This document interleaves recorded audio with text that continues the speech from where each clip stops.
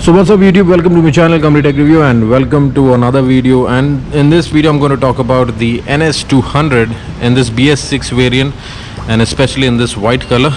You have the frame which is in white color, the body panels which is in white color, the tank is in white, and also the rear extension is also in white. The surprising thing is that even the wheels are in white color, but here and there we have the black and the red accents which makes it striking. But again, this white color is specific for the BS6 models which were launched in the year 2021.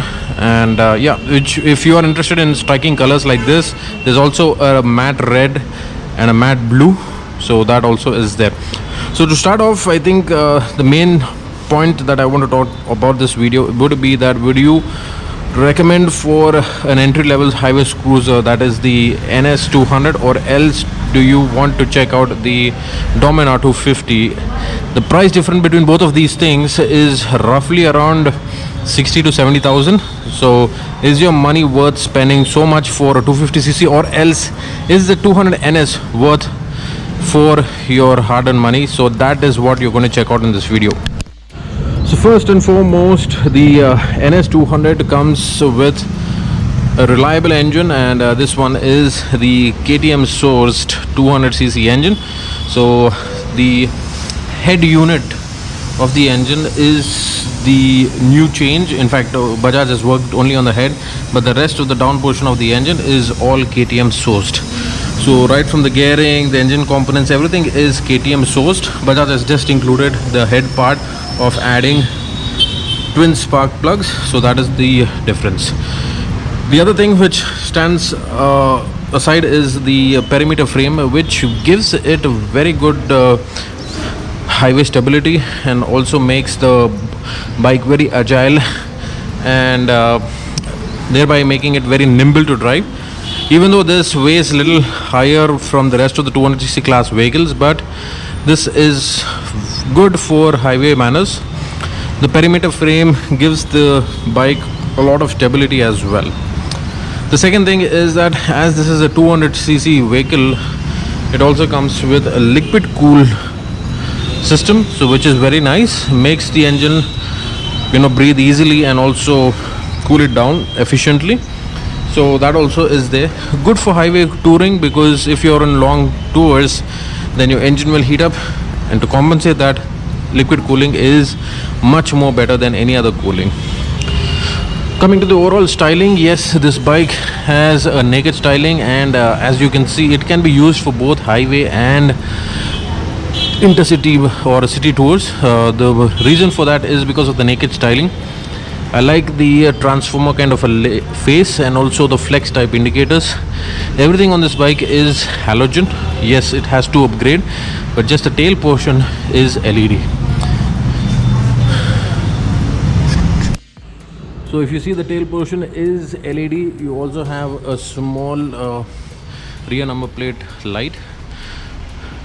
So from this side you get to see the mono suspension, which is adjustable, and I think it is 7-step adjustability. The front is a telescopic unit, and these are, I believe, the 33mm forks, which looks chunky and also nice. Coming back to the engine, this engine delivers roughly around 23 bhp of power, and the torque also is somewhere between 23 to 25 Nm. I'll leave the exact specification in the description notes, but that is more than sufficient for you to do highway chores. The reason for that is because it is having a very good bottom end and mid end performance, and it is really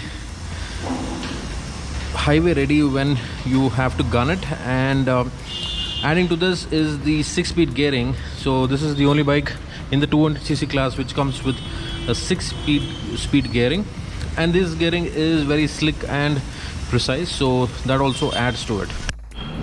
The fuel injection system ensures that you get an optimal mileage, and in the 200cc class of vehicles, this one delivers a very good mileage, roughly between 35 to around 40, depending on the condition or depending on how you drive the vehicle. So that also is important. The fuel tank capacity is around 11 liters, which is good. and also has DTSI, so it ensures that the mileage is also better. Coming back to the instrumentation panel, you get to see that it's a part analog and a digital unit. Yes, it is an old unit, but I feel the next version Bajaj has to improve on changing the layout and move to all digital. But the RPM meter is analog, but the rest, all the information like the trip, the distance to empty, the fuel indicator, everything is digital. You also get to see all the telltale signs like the Bluetooth logo, Bajaj logo, the battery indicator, neutral, turn indicators, oil, the service reminders, and also the ABS ring or ABS reminder, so that also is there. It also has an RPM limiter, so that also is there. It also gets this clip-on type handlebars, which is first in its class for this vehicle. And as you can see, this is the only vehicle which comes with backlit switches, so which is nice, and no other vehicle in its segment comes with backlit LEDs or switches, so which is nice. So coming back to the rear tail portion or the seat is a split unit, which is very nice. The foaming on the seat is also really nice, and it is a wide and a comfortable seat. The pillion seat is slightly on the higher side, but is roomy enough, and as you can see, it has the rear tail portion has the split rails, and you can hold on to it. And yeah, for a shorter journeys for the rear passengers, this should be comfortable.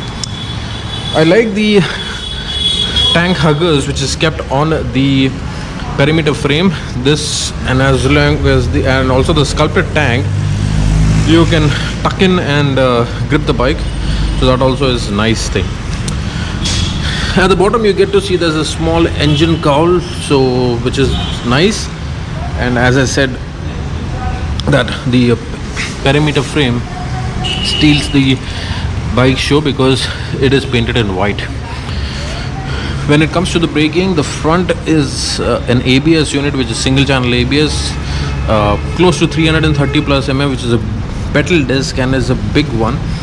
And the rear is, I believe it's 250 to 280 mm, and this is not ABS. As I said, it's a single channel unit, and the rear portion is also pedal disc. The tires are tubeless, and the front is 100 by 80 17 incher, and the rear is also MRF, which is 130 by 70. So from a grip point of view, the MRS tires give good enough grip and does a very good job, and also has a longer life compared to the Pirellis which you find in the little higher end bikes. So this is the liquid cool indicator. Good that this vehicle has one, and as I said, it cools the engine down when you're doing highway chores. So from this side, this is the angle, and this is where you get to see that the bike is more of a sporty, naked looking bike, and it really has all the touches for a street as well as a highway vehicle.